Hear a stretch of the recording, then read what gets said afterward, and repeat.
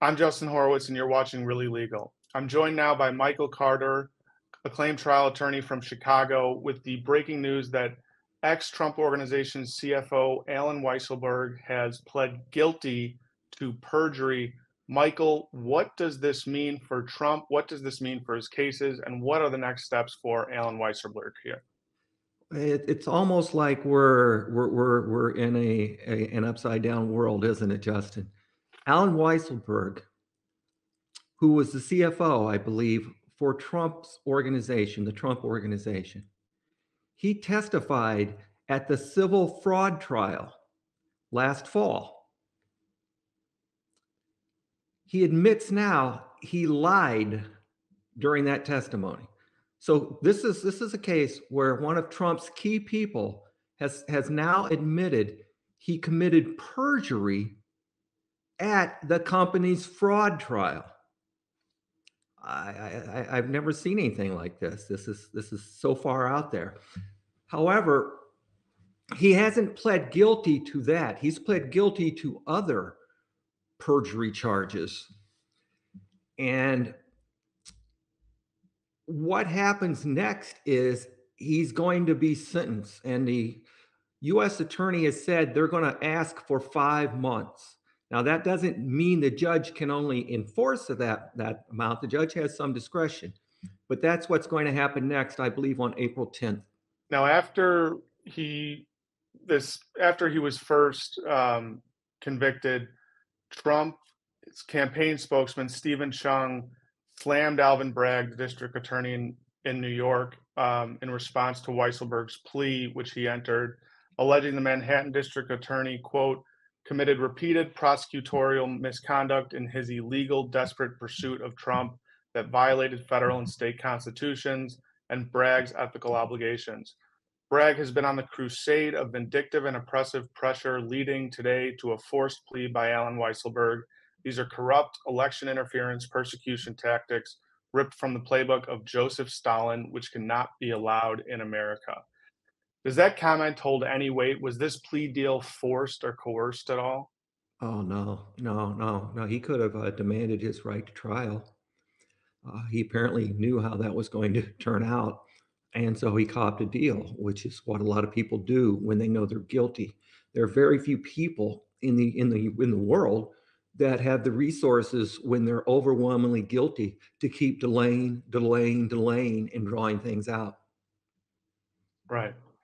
Now, so what does this mean, if anything, about any of Donald Trump's pending cases? Does Weisselberg's plea, or that he lied to federal investigators, impact Trump's cases at all? Can he be used as an informant? Do you think he will be used as an informant?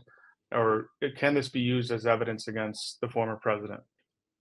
He could come in and testify if he had relevant information. My understanding is the government doesn't want him. They don't think they need him.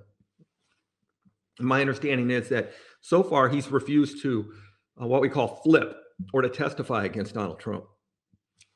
So at this point, I don't see that happening.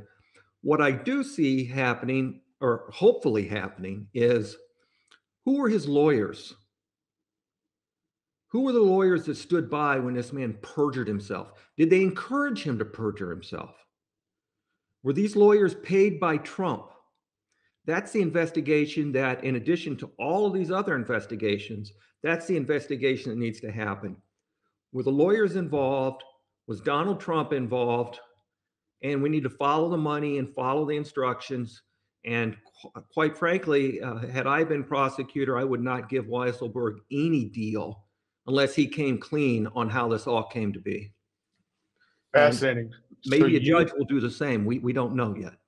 so you believe there could be an investigation into why Weisselberg committed perjury, and his lawyers could be implicated, and potentially Trump, based on those findings. Well, what I'm saying is there has to be an investigation. It smells like something unethical or illegal happened.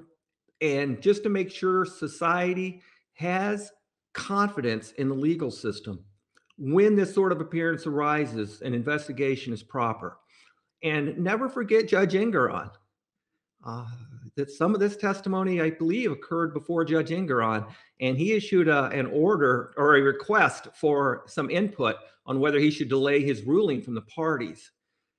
He made it clear in his request that he takes very seriously an allegation that someone committed perjury in his courtroom. So he may not be done with this. Interesting. So what could Judge Engeron, when you say he may not be done with this, what does that mean? What do you think he could potentially do here? He can initiate and request an ethics probe into the attorneys.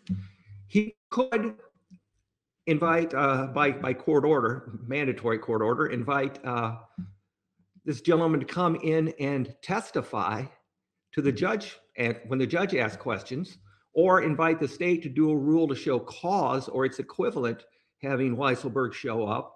And all of this could be directed at, did anyone tell you to lie?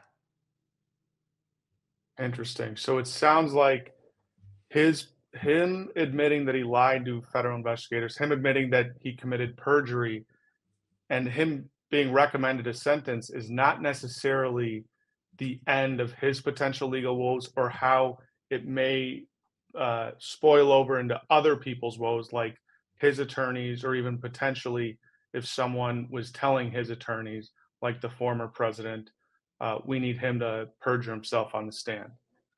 Yes, and I continue to believe that the justice system works. I believe strongly in it.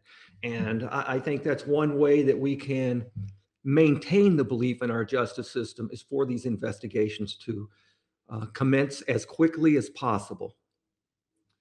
Now, has Judge Engeron given you any indication, in your opinion, about how he'll proceed, other than those statements, or his general statements around perjury in his courtroom? No, I don't have a relationship. I've had no communication with the judge. I have followed the trial very closely, and Judge Engeron is someone that uh, runs his courtroom, we'll say, and he seems to take deep pride in his courtroom, and he seems to take real pride in maintaining integrity of the courts, as he should. And just extrapolating from that, I believe that he's going to take a long, hard look at this and decide what actions would be appropriate. Fascinating. Well, there's certainly no shortage of legal news that continues to affect the former president and everyone in his circle. He's got a variety, the former president has a variety of cases coming up, as you all know. And now his ex CFO of the Trump organization has pled guilty to perjury. He's being recommended to go to jail, and there could potentially be further proceedings to figure out why he committed perjury. Michael Carter, trial attorney in Chicago, thank you so much for joining us. We really appreciate it. Hope to have you again on soon. Thank you, Justin. One thing you and your listeners should pay attention to is the flow of money, because Trump is someone that doesn't like to spend his own money, although I believe he'll do so to try to stay out of prison. But he's purported to be running a presidential campaign, and he's spending his donors' money on his legal woes. So at a certain point, he's going to be spending more than he's taking in, and that's something to be watched. Well, we will certainly watch out for that, and we'll have you on soon to discuss all the developments in Trump's legal problems going forward. Thanks again for Really American. I'm Justin Horwitz.